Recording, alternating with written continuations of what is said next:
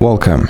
In front of me is DELL Latitude 3520, and in this video I'm gonna show you how to check battery level on this laptop.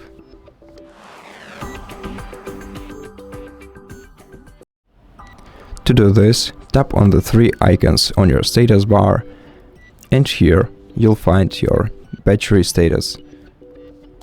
If you click on this icon, you'll also see the battery status here, and also the information until your battery either will be fully charged or fully discharged, depending on whether your charger is connected or disconnected from your device. And that's it. Thank you for watching this video. If you liked it, consider subscribing to our channel, leave us a like and a comment below, and I'll see you in the next one.